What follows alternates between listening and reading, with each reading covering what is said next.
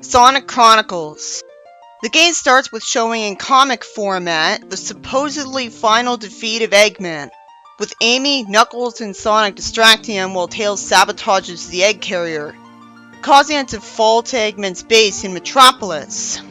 Which in retrospect I love that it's in Metropolis because it's like Sonic the comic. And it's good that it's in comic format because at least it looks better than Sonic Rivals cutscene presentation. Sonic got a call from Tails while on his vacation telling him that Knuckles had been kidnapped. So wait, if Tails didn't talk to him for a long time, how did Tails not talk to him for a long time if he could have called him whenever he wanted? Why did Sonic have his phone with him so that his friends could call him if he wanted to be alone for 2 years? Why didn't Tails call him a lot sooner? There's no reason you would think that his best friend wouldn't want him to call him, wouldn't want to spend time with him. Don't they live together? Why would Sonic stop visiting Tails just because Eggman's not around? After going to Central City with Amy to meet up with Tails, they're brought by Rouge to the gun headquarters to meet up with the gun commander. He explains to them that they, along with Team Chaotix, have been spying on the Marauders for some time and have finally managed to locate their hideouts. But searching them for Knuckles proved futile. If they've been watching them for such a long time, how is it that only now have they located their hideouts? Tails figures out how to find and fix the broken communicators found at each hideout, which allows them to pinpoint the location of the Marauders' base to the Mystic Ruins. Okay, so if the Marauders have been living in the same general area as Tails' house the whole time, how the hell didn't he find them sooner? You'd think from all the times he's flown over the Mystic Ruins that he'd notice Marauders there and eventually get suspicious, but no! The writers failed to take into account the fact that the Mystic Ruins is also where Tails lived, or at least used to live, since Sonic Battle pretends that he doesn't live there anymore, implying that the flood from Chaos destroyed the workshop there, but that doesn't explain why he didn't rebuild the workshop in the same place away from the prying eyes of the paparazzi. Doesn't Sonic travel the world running around all the time? That's what he's been doing for the last 2 years, so how did he not find the Marauders? Everyone needed to travel by Tails' plane to avoid the soldiers guarding the Mystic Ruins. Tails' workshop is in the Mystic Ruins, so you'd think that he'd notice all those guards there. Although I can understand Sonic and Tails not going to a place they've already explored. And second, which tornado is it? The original one got destroyed. Anyways, they meet up with Big, who helps them locate the base. So Knuckles got kidnapped, but the incompetent elf Big didn't. Knuckles would have been kidnapped only if he was attacked from behind or from the side, and that could have happened for Big just as easily. After all the time they spent trying to rescue Knuckles, they find him escaping some robots. I like the fact that he was badass enough to escape on his own, trying to make up for the fact that he was kidnapped. But still, it makes rescuing him feel pointless. It almost makes me wonder if things would have been much better if everyone let Knuckles stay kidnapped because they assumed he would break free on his own. Because then maybe the events leading up to Eggman being able to take over the world would have never happened in the first place. Guess they assumed that he would be restrained to the point where he wouldn't be able to escape because that's common sense on the part of Marauders. How would he get himself untied from ropes or unhandcuffed? Leaving the base, Sonic and his friends find Angel Island gone. Tails invents an Eggman tracker to locate Eggman completely casually. So did he have Eggman's DNA on hand or what? Creepy. How did he get his DNA? I wish it was explained that Sonic or Tails grabbed Eggman's mustache while he was fighting him in person in the Eggmobile. That's the only way he would get his DNA because it's not like Eggman attacks them personally with his own fists. And if any of them were capable of going to Eggman's house, why wouldn't they go to him with handcuffs? I really gotta stare in shock at the fact that he invents an Eggman tracker, because he never does that in the comics. How'd any game ever happen again? He wouldn't get the time to make everything he'd need to make a game happen. He wouldn't be able to make an Egg Fleet ever again, because people would find him They would check on him every single day to make sure he's not up to anything. There's a reason they don't do that all the time. It's because his base is too hard to get to, or they don't know where it is. Because his base is too hard to get into, or he doesn't know which base he's in. But if Tails can invent this, he could easily invent something to blast his way through to Eggman, no matter how good the security in the base is. Sonic and his friends run into Shadow, who in a classic example of artificial conflict, acts suspicious and antagonistic, avoiding questions and starting a fight when he's given accusations, instead of doing the sensible thing and telling Sonic what he's doing. This is like IDW Shadow. Sure, he doesn't need Sonic's help, but he's not doing something Sonic would disapprove of, so why would he make himself look bad? I mean, it makes sense that he would be jealous of the fact that he's the hero of the world, and the most beloved celebrity on Earth, and he'd look too friendly and goofy if he just asked for a friendly fight. You'd never assume from the ending of SC2 that he would end up like this. So Tails assembles a bunch of Eggman's devices that the group discovered to disable a force field that they end up locating in Green Hill Zone during their search. It just so casually tells us, Eggman made a force field disabler. So much for any city or town being able to protect themselves from Eggman with a force field. Inside, they find Eggman, who claims to be reformed, explaining how he survived the crash of the egg carrier by uncharacteristically anticipating his own defeat and making a robot that would rescue him and nurse him back to health. So this robot was able to track him down after the egg carrier crashed. And that still doesn't explain how he didn't die from crashing an airship. He still should have died on impact. Now I have to assume that when it crashed, he was sitting on a chair with a seatbelt on, and it was programmed to have a force field around him that had an anti-gravity field turn on so that he was floating, so that it didn't matter that the airship crashed, he didn't get sent forwards so that he could smack into something. But the writers weren't thinking that far ahead. Since when does Eggman claim to be reformed when Sonic confronts him? It makes sense that he didn't do this because he didn't have a mecha to deal with them this time. Or any robots. And what pisses me off is that everyone ends up trusting him. Knuckles is the first to do so. Which sort of makes sense because Eggman's the first human he's ever met, so he'd naturally want to believe that the first human he ever met would end up reforming instead of being irredeemable. But Tails? Not only does he trust Eggman, but he'll end up idolizing him to the point of constantly praising him for his skills in engineering. I mean, that's awfully sweet of him. And the writers realize the unfortunate implications of this, because they'll give you the option to remind Tails that he's praising an evil mad scientist, and he'll actually stop after that. Honestly, I don't think they actually trust them. I think they're just not talking like they don't trust them because they know it's pointless. Like, why be rude to him? It's gonna be weird to see him praising Eggman, but it's better than him being a condescending little brat to him who completely underestimates his engineering skills. Eggman informs the team that Angel Island is being pulled to Metropolis, the location of the Marauders' main base. Metropolis Zone was more like a factory level than an actual city with people actually living in it. There weren't any buildings in the background like in Scrap Brain Zone. If Eggman owned a city, no one would willingly live there. It has to be that Metropolis Zone Sonic 2 was named after the city. I guess a factory in Metropolis was close to Metropolis City.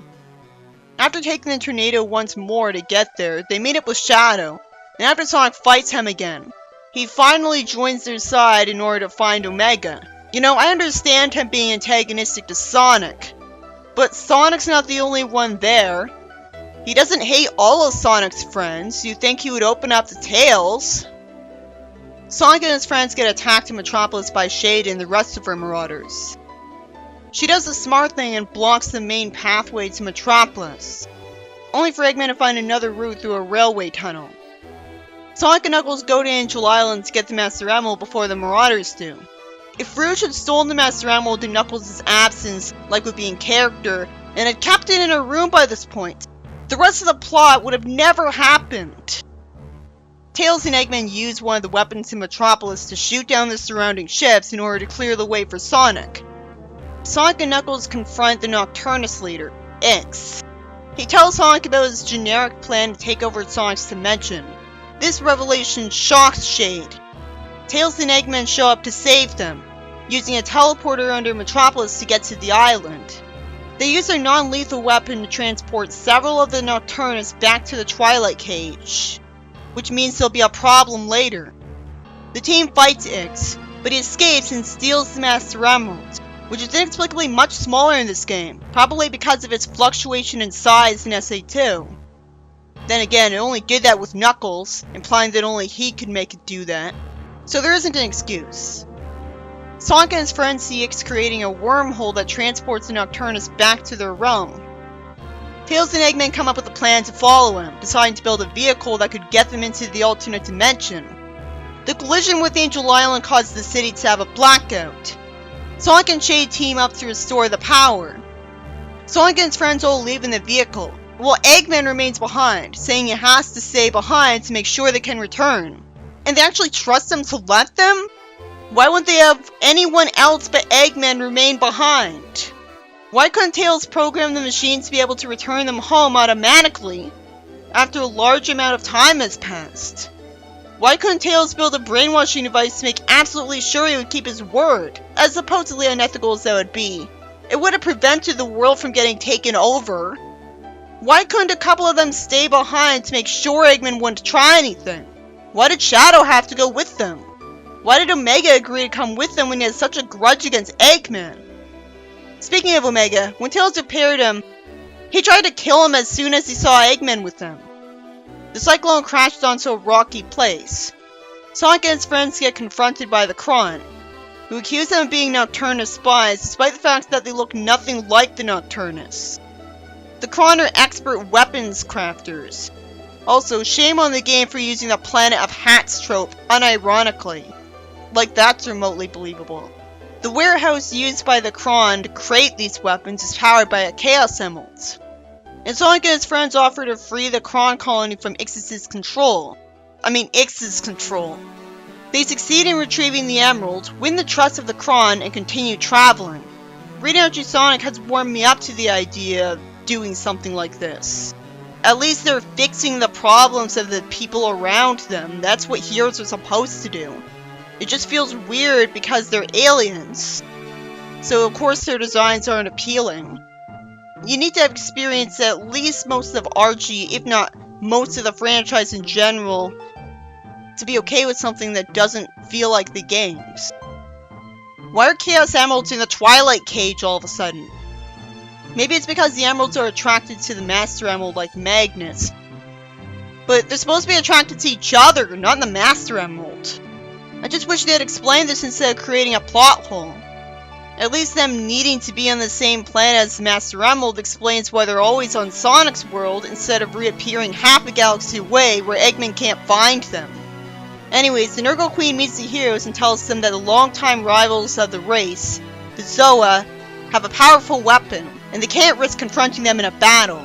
She offers their Chaos Emeralds in return for their weapon.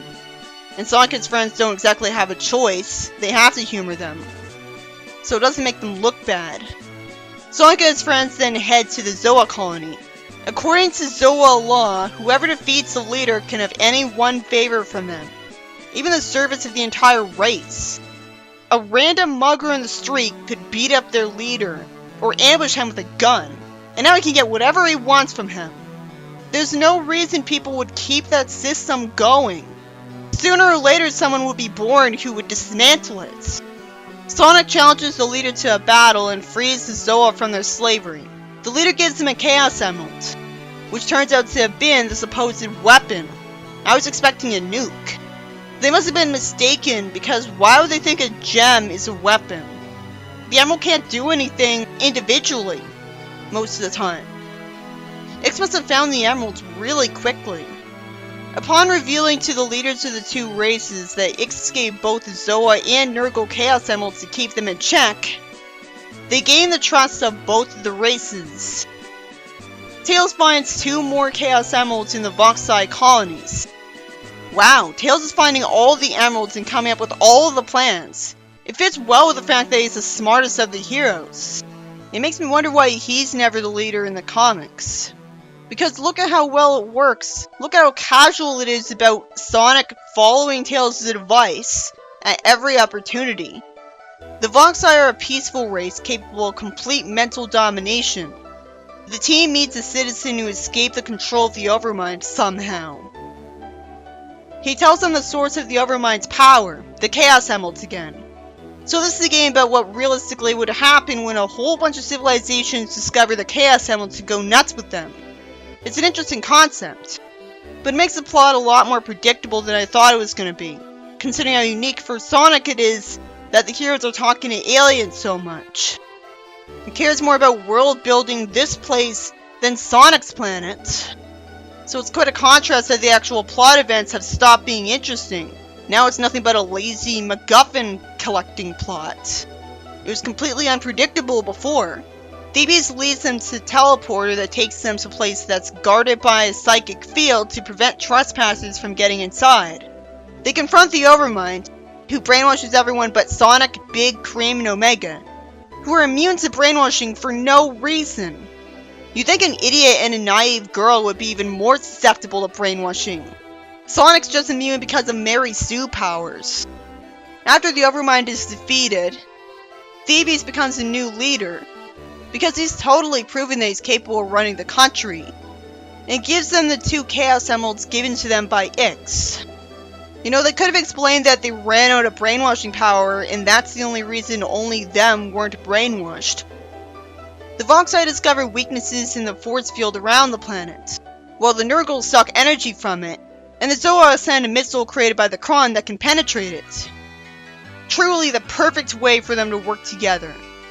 Sonic and his friends go through an opening and encounter the stupidly named Prefect Cherub and Prefect Scylla, 2 Gizoids with the elements of water and fire. Elemental powers are pretty easy to come up with, but at least it's doing something they haven't done before. Prefect? Really? It looks like a misspelling of perfect. The 2 groups get rid of the force field around Nocturne. Sonic's team kills Cherub. Perfectly fine with that. Knuckles' team confronts Ix in the throne room. Sonic immediately assumes Knuckles is betraying them, and says he knew it. He's proven wrong when he watches them fight after Ix gives a generic, hypocritical villain speech. His motivation is the same as Dimitri. Knuckles wins the fight, followed by Sonic fighting Ixus, causing Ix to run away like a coward. Sonic's team gets a second chance to fight him, and also wins while Knuckles retrieves Master Emerald. Ix uses the Nocturne to achieve a super transformation. How does he do that? You can only turn super using the Chaos or Soul Emeralds, or potentially from having billions of rings. What the hell does the Nocturne have to do with Chaos Energy?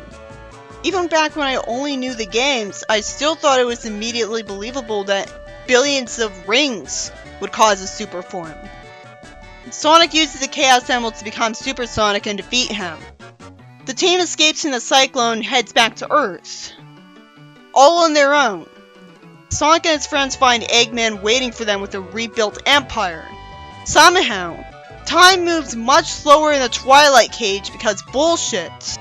And what seemed to be only a short while has actually been several years on Earth. It could have been believable if they explained one dimension has a faster chronotron speed than the other. You would come off like technobabble, but it's better than nothing. If you go to the Twilight Cage without Omega, the ending still happens, even though without Shadow and Rouge preventing Omega from doing what he wants, he would have killed Eggman long before he took over the world. And Cream's so competent on her own because she could throw cheese at people and effortlessly destroy the bosses of the games, that she should have been able to stop Eggman as well. Despite the serious ending, the game ends with Sonic, Tails, and Omega rambling about the makers of the game instead of reacting realistically to the situation anymore. They don't even need to make a sequel because it's obvious how the plot can be resolved anyways. Sonic and his friends go back in time to seconds after they went to the Twilight Cage so that Eggman can't take over the world anymore. Or if you don't want to be anticlimactic, all the heroes would have to do is go where Eggman is and beat him up. If they can't spin dash past doors to get through his base, all Tails would have to do is go to a workshop, make a ray gun that blasts through the doors, and just constantly press the button to get to Eggman and beat him up. I'd rate the story a 4 out of 10. Although after reading Archie, I'm actually a lot more impressed by the premise of the Twilight Cage than I am now.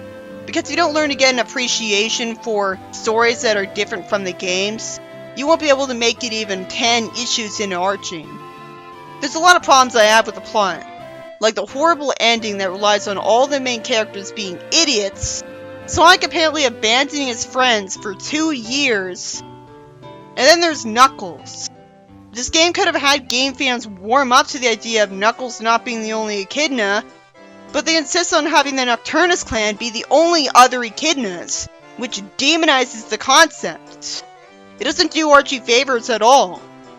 Of course it's gonna look like a bad thing that he's not the only echidna anymore if the only other echidnas around him are evil, and Shade. If Shade needs to wear a special belt to exist outside the Twilight Cage, well, she can't always wear a belt. People need to take up their belts. Multiple times a day, in fact. It looks like a cool concept, but zero thought was put into it. Not unless she can manage to go to the washroom while still keeping her belt on. Without all these problems, the plot's just okay.